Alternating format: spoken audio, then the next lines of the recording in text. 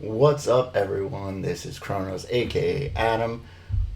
It is episode 100. I can't believe I made 100 episodes or 100 videos. That's so weird.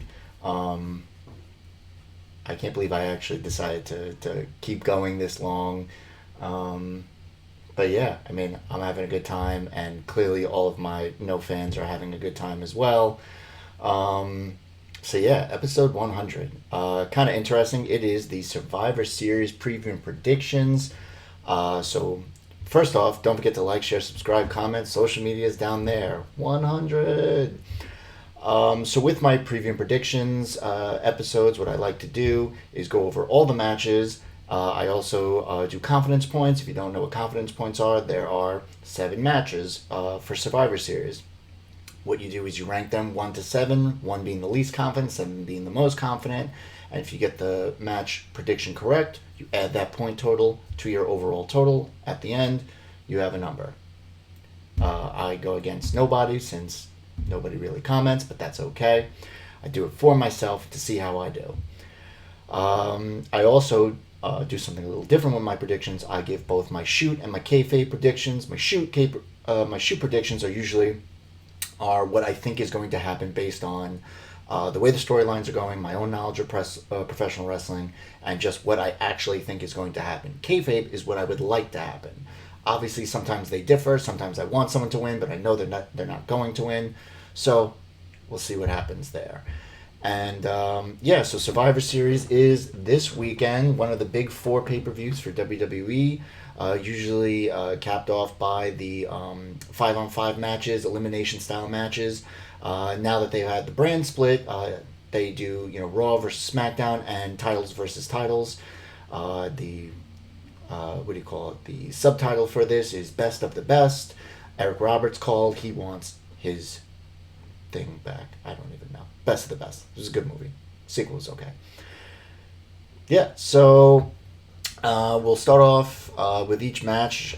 First and foremost, probably on the pre-show will be the men's dual brand battle royal. I don't believe there's going to be a women's dual brand. I don't know if they have enough. They haven't even announced who is going to be in the match. So there's not really much to talk about here. I mean, they can use it to make a star-making performance and kind of elevate somebody, but it's WWE, so I don't trust them for anything. So let's see here. My shoot kayfabe prediction is Big E, kayfabe Big E. I want him. I think he's going to win because I think they're going to start doing something with him as opposed to just being backstage and challenging people to stupid things. But I only have 1 point of confidence because I literally don't even know if Big E would be in it. Next, we'll give the mid-card title match. Bobby Lashley, the U.S. champ, versus Sami Zayn, the Intercontinental Champion. Obviously, they've had a history, the Bobby Sisters, which is one of the worst segments in WWE history. Sami has been very cerebral lately, winning matches by kind of chicken shit heel method, but like still winning them, not by necessarily super nefarious means, but still pretty shitty. So on the go home show on SmackDown, Sami not only lost the match that he was in, but he took the pin, and the match didn't even make sense. Overall, it was pretty stupid to even have this match. It was Street Profits and New Day versus Rude, Ziggler, Corbin, and Sami Zayn. Shoe prediction here, just because unless Sami wins, Bobby's been very hot right now, and so is Hurt Business. Unless there's some shenanigans, I can't see him losing, but we'll go to my predictions. Shoot, I believe Bobby Lashley will win this because Sami Zayn can take the pin and him just say that they cheated or something. Kayfabe, I do want him to win. I would love to see him win by some nefarious means. I think that would be crazy. This is my most confident match. I'm pretty sure Bobby's going to win it. 6 points of confidence there. Next, we'll do the tag team title match. Street Profits, the SmackDown tag team title holders versus New Day Raw champs. Lately, they've been talking about passing the torch, but New Day is pretty much going to be around for a while, so it's not really like they're like the old guard. No one really has stood tall over the other over the past few weeks. I mean, they really haven't been together necessarily. They've just kind of been cutting promos on one another. New Day were split up, obviously, with Big E staying on SmackDown and New Day going to Raw. I feel like them winning it will be kind of like a make-up for them, being split up. I think Street Profits can take a loss here. It'd still be a phenomenal match, make them look great, even in a loss. So my prediction, shoot, New Day, kayfabe. I actually want the Street Profits. I'm a big fan of Street Profits. My next most confident, and that's 6 points of confidence. Okay. Then let's go to the women's championship match, or the women's title, or however you want to call it. Asuka, the Raw champ, versus Sasha Banks, the SmackDown champ. Pretty much Asuka's been really quiet since, over the last couple months after the Bayley Sasha feud. Seems like they really haven't had much for her to do. She hasn't even been on Raw a bunch of times. Clearly, Shayna and Nia are pretty much her top two contenders, but they're obviously wrapped up with each other in the tag titles. I believe Rhea will get moved up to Raw, also when Charlotte comes back, and then eventually, whenever that is, Becky, but I feel like the title will change hands by that time because she hasn't even given birth yet, and it'll still be several months after that before she even comes back, if she comes back at all. Sasha has been working face on SmackDown, obviously, with Bayley and then now Carmella. But then during the interview when they were on SmackDown, she was kind of just healing up, saying, "Yeah, of course I took the title from her." Then Carmella went after her knee and beat her down, and obviously Asuka was like, "Not my problem." Anywhere from Carmella or Bayley could interfere in this match. Predictions, I feel like the going after the leg injury is going to be the reason why. So, shoot Asuka, kayfabe Asuka, because Asuka I feel is one of the best to do it right now. Confidence points, 5 points of confidence on that. Now we're going to go to the main title. We got Roman Reigns, the Universal Champ, versus Drew McIntyre, the WWE Champ. Drew obviously won his title on Raw against Orton. I don't even know why Orton won it when he did, because it just seemed like unnecessary because he won it and then lost it. So, anyways, but it was so predictable. I mean, it was so obvious that they were going to do Drew versus Roman. It was just almost unnecessary at that point. Roman basically shitted on Drew during the contract signing, made him almost have like cry face. You'll always be my number two, my favorite number two. So, but there are like so many people in here because I just can't see this match being like a straight up fight, straight up match with no shenanigans. I mean, you got anywhere from Jey Uso, Randy Orton, The Fiend, or Miz, still with the Money in the Bank briefcase. All could get involved here. No way there's a clean finish. So I'm going to go to my predictions. I believe Roman will win it in shoot and kayfabe. I have 4 points of confidence on it. But I just don't see Roman losing it. But there are just so many factors in there that I just don't know what's going to happen. And then for the final actual Survivor Series matches, we'll start with the women.